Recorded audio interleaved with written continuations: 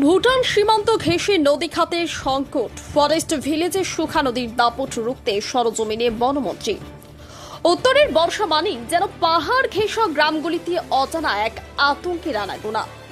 ভুটান সীমান্ত সংলগ্ন কুমারগ্রাম ব্লকের কুমারগ্রাম ফরেস্ট ভিলেজেও প্রতি বছর এই একই নিয়মের ছবিটা বদলায় না।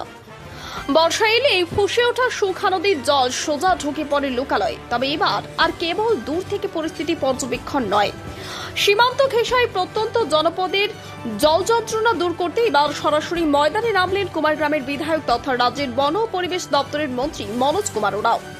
সোমবার বিকেলে প্রশাসনিক দলবল নিয়ে তিনি পৌঁছে যান ক্ষতিগ্রস্ত সুখা নদী এলাকা ও সংলগ্ন ফরেস্ট ভিলেজে। কুমারগ্রাম ফরেস্ট ভিলেজের সুখা নদীর সংলগ্ন এলাকাতেই অবস্থান করেছে 34 নম্বর ব্যাটালিয়নের এসএসবি ক্যাম্প। ফলে নদী ভাঙ্গন বা লোকালয়ে জল ঢোকার এই সমস্যা কেবল সাধারণ গ্রামবাসীদের দৈনন্দিন জীবনকে বিপর্যস্ত করছে না, নিরাপত্তার দিক থেকেও একটি বড় উদ্বেগের কারণ হয়ে দাঁড়িয়েছে। স্থানীয় আদিবাসীদের মূল অভিযোগ, বিগত কয়েক বছরে পলি, নুড়ি ও পাথর জমে সুখা নদীর রিভার বেড বা নদী খাতের তলদেশ অনেকটাই উঁচু হয়ে গিয়েছে। ফলে সামান্য বৃষ্টিতেই নদীর স্বাভাবিক জলধারণ ক্ষমতা হারিয়ে যাচ্ছে এবং উপচে পড়া জল ছড়িয়ে পড়ছে পুরো গ্রামে। বর্ষার দিনে জলবন্দী হয়ে পড়াটাই যেন এখানকার বাসিন্দাদের নিয়তি হয়ে দাঁড়িয়েছিল। সোমবার বিকালে পৌঁছানোর পর মন্ত্রী মনোজ কুমার ওরাও দীর্ঘক্ষণ নদীর পার ধরে হাঁটেন এবং স্থানীয় আদিবাসীদের সঙ্গে কথা বলেন। তাদের মুখ থেকে একে একে শোনেন বিগত বছরগুলির তিক্ত অভিজ্ঞতার কথা। পরিস্থিতি খতিয়ে দেখে মন্ত্রী আশ্বাস দেন, সাময়িক কোনো মলম নয়, বরং এই জট ছাড়াতে নেওয়া হবে দীর্ঘমেয়াদী বৈজ্ঞানিক পদক্ষেপ। পরিদর্শন শেষে ইঙ্গিত পাওয়া গিয়েছে নদী খাত থেকে দ্রুত অতিরিক্ত পলি তুলে জলপ্রবাহ স্বাভাবিক করা, ড্রেজিং এবং বাত ও প্রয়োজনীয় পরিকাঠামোগত সুরক্ষা বলয় গড়ে তোলার জন্য খুব শীঘ্রই সেচ ও বন দপ্তরের মধ্যে উচ্চ পর্যায়ের বৈঠক হতে চলেছে। মন্ত্রীর এমন সশরীরে উপস্থিত ও দ্রুত সমাধানের আশ্বাসে এখন নতুন করে আশার আলো দেখছেন কুমারগ্রাম ফরেস্ট ভিলেজের মানুষ। বর্ষার শুরুতেই মন্ত্রীর এই তৎপরতায় এলাকার মানুষ মনে করেছেন হয়তো এবার সত্যিকারের রূপ পেতে চলেছে সুখা নদী গতিপথ সংস্কারের কাজ। আর স্থায়ী স্বস্তি মিলতে চলছে সীমান্ত গ্রামের চা ও বনশ্রমিক পরিবারগুলির। Bureau report, UB live news, খবর যখন আমরা তখন।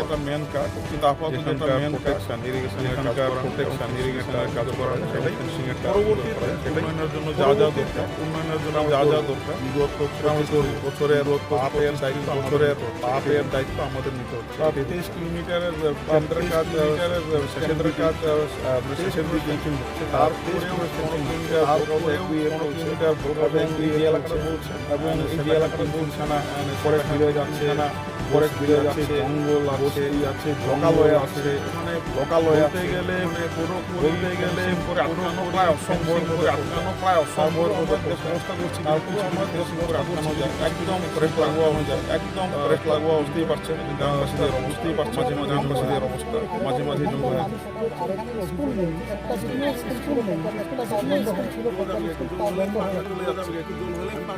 আমি বলেওছিলাম আমরা এসেই মোটামুটিভাবে সংকোচের করে বাঁধ দেওয়া দিকে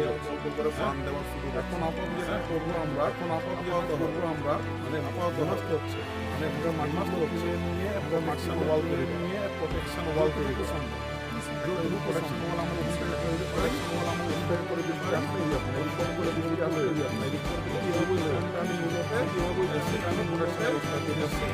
তারপরে আরো বড় প্রায় 2.5 কিলোমিটার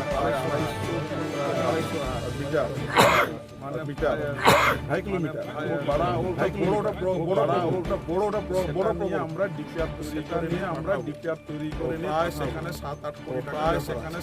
কোটি টাকা যখনই 7-8 কিলোমিটার উপরে চলে যাবে, 1 কিলোমিটার উপরে চলে যাবে আন্ডারে, তখন সেই ডিপার্টমেন্টের আন্ডারে আমরা সেটাকে লড়াই করবো, এটাকে করা যায়, এটাকে করা যায়। আমরা আছি ওখানে আমরা